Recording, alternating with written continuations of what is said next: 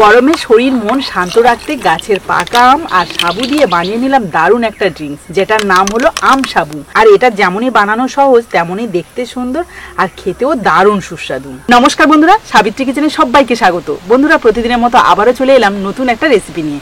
আর আজ আমি আপনাদের সাথে শেয়ার করব এই গরমে শরীর এবং মনকে শান্ত করার মতো একটা দারুণ ড্রিঙ্কস, যেটার নাম হলো আম সাবু। আর সাবুটা দেখবেন আমরা যে কোনো উপোসের দিনে পেট ভরা থাকার জন্য এবং শরীরটা যাতে ঠান্ডা থাকে তার জন্য খেয়ে থাকি। আর এখন যেহেতু পাকা আমের সময়, তাই প্রত্যেকের বাড়িতে কম বেশি করে কিন্তু পাকা আম রয়েছে।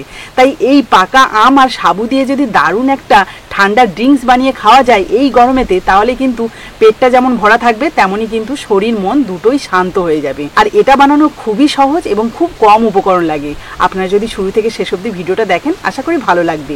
আর ভালো যদি লাগে তাহলে প্লিজ একটা লাইক করে বন্ধুদের সাথে শেয়ার করবেন। আর যারা আমার নতুন বন্ধু আছেন তারা যদি ইউটিউব থেকে দেখে থাকেন তাহলে প্লিজ চ্যানেলটাকে সাবস্ক্রাইব করে রাখবেন। আর যারা ফেসবুক থেকে দেখছেন তারা ফেসবুক পেজটাকে ফলো করে দেবেন, তাহলে এইরকম নতুন নতুন রেসিপি প্রতিদিন দেখতে পাবেন। তাহলে চলুন কথা না বাড়িয়ে আজকে রেসিপিটা শুরু করা যাক। আজকে যে আম সাবুটা বানাবো তার জন্য আমি এখানে দুটো পাকা আম নিয়েছি আর নিয়েছি 1 কাপ সাবু। এটাতেই কিন্তু আম সাবুটা সহজে বানানো যাবে। প্রথমে আমি এই 1 কাপ সাবু একটা বড় পাত্রের মধ্যে নিয়ে নিচ্ছি। এবার এটাকে খুব ভালোভাবে ধুয়ে নেব।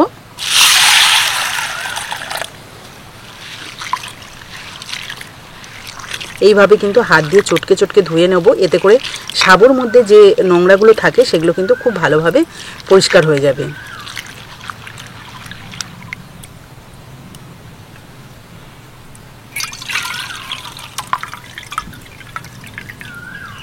আরও একবার ধোবো।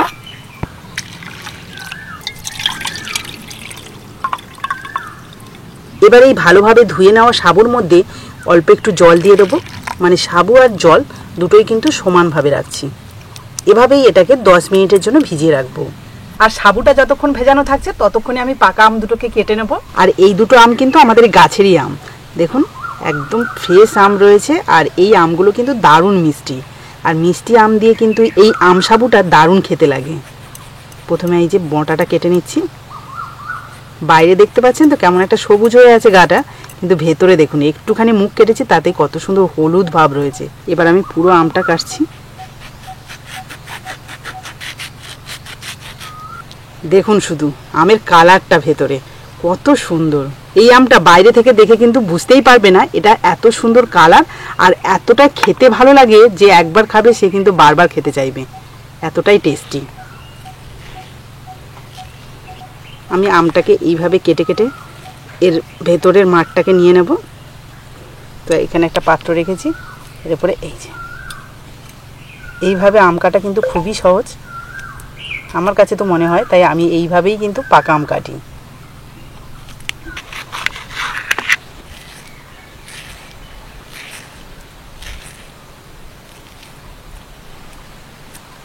খোসার গায়ে কিন্তু একটু আম থাকবে না। দেখুন দুটো আম কেটে দুটো পাত্রে নিয়ে নিয়েছি। একদম ফ্রেশ টুকরোগুলোকে আলাদা করে নিয়েছি, এগুলোকে পরে কাজে লাগাবো। আর এই যে টুকরোগুলো রয়েছে এগুলোকে আমি পেস্ট করে নেব। তার জন্য একটা ছোট্ট মিক্সি জার নিলাম, এর মধ্যে পাকা আমের টুকরোগুলো দিয়ে দিচ্ছি।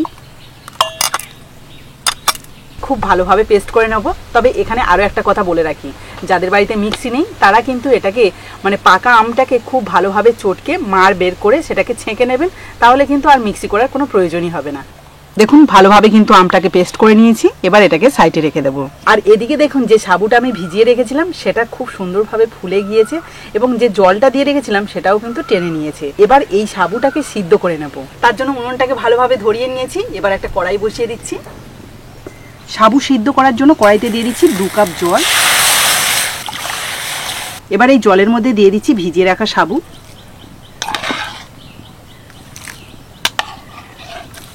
এবার এই সাবুটাকে ভালোভাবে জ্বালানি দেব।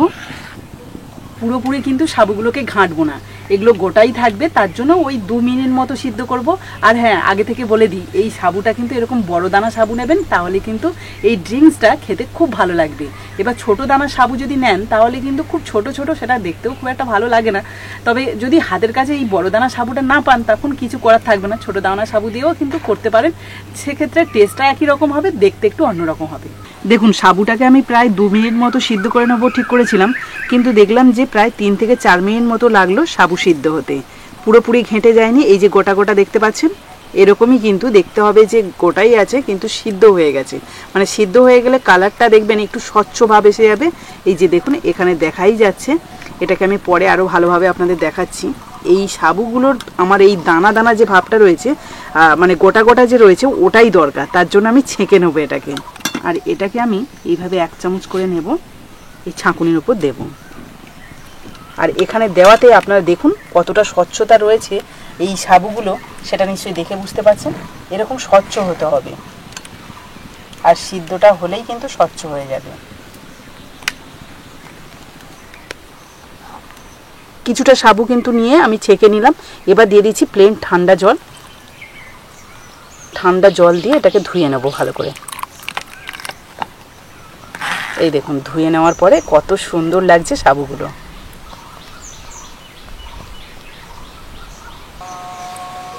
বাকি সাবুটাও আমি একইভাবে ছেঁকে নেব। দেখুন সবগুলো সাবু ছেঁকে তুলে নিয়েছি।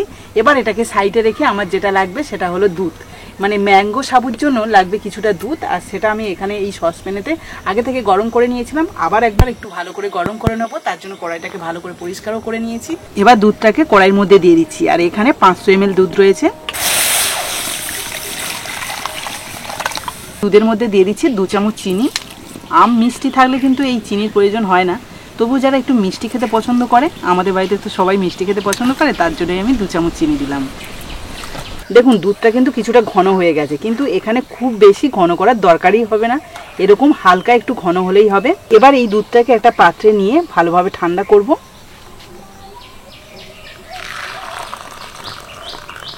ফিরে এলাম 3 থেকে 4 মিনিট পর। দুধটা কিন্তু এর মধ্যে কিছুটা ঠান্ডা হয়ে গেছে। এবার এই দুধের মধ্যে দিয়ে দেবো আমের পাল্প।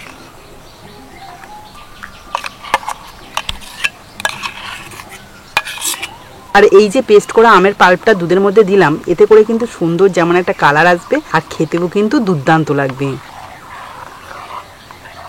ভালো করে মিশিয়ে নেব।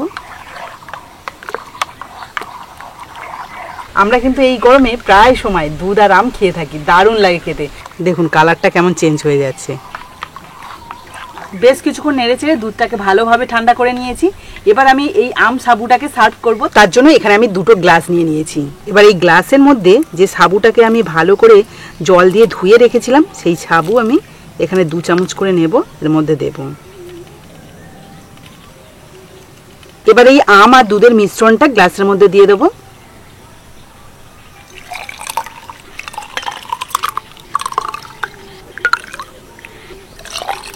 দেখতে কিন্তু অসম্ভব সুন্দর লাগছে। এবার এই গ্লাসের মধ্যে আমের যে টুকরোগুলোকে আলাদা করে রেখেছিলাম, সেগুলো 1 চামচ করে দিয়ে দিচ্ছি।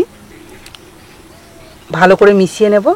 নিচে শুধু দেখুন যে সাবুগুলো আমি দিয়েছিলাম, সেগুলো দেখতে কতটা সুন্দর লাগছে। এই যে নাড়ছি দেখুন,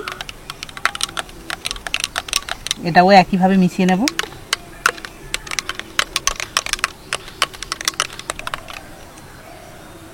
এবার এর মধ্যে দিয়ে দিচ্ছি বরফের টুকরো, যেহেতু এটা ঠান্ডা ড্রিঙ্কস বলেছি। সবশেষে দিয়ে দেবো আমন্ড আর কিশমিশের টুকরো, এতে করে কিন্তু খেতে যেমন সুন্দর লাগবে, তেমনই কিন্তু দেখতেও দারুণ লাগবে। আরও যাতে দেখতে ভালো লাগে সেই জন্য একটা করে আমের টুকরোও বসিয়ে দিচ্ছি। তো বন্ধুরা দেখতেই পেলেন যে কত সহজেই এই ড্রিঙ্কসটা মানে আম সাবুটা বানিয়ে নিলাম। দেখতে কিন্তু অপূর্ব লাগছে, আর খেতেও কিন্তু দারুণ টেস্ট হয়। আর এখানে আমি 2 গ্লাস আপনাদের বানিয়ে দেখালাম। আমার কাছে এখনও কিন্তু অনেকটাই মিশ্রণ রয়েছে, মানে আরও 2 গ্লাস হয়ে যাবে, তবে ওটা বাড়িতে গিয়ে সবাই মিলে খাওয়া হবে, সেই জন্য আমি এখানে আপনাদেরকে 2 গ্লাসই দেখাচ্ছি। দেখতে সত্যি খুবই ভালো লাগছে। তো চলুন এবার টেস্টটা কেমন হয়েছে আপনাদের একটু খেয়ে বলি।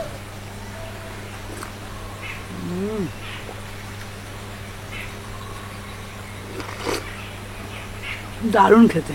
যারা বিশেষত আম আর দুধ খেতে পছন্দ করে তাদের জন্য তো একদম পারফেক্ট আছে। তারা যদি একবার এই ড্রিঙ্কসটা পান করে এই গরমের সময়, তখন কিন্তু বারবার খেতে চাইবে, এতটা টেস্টফুল।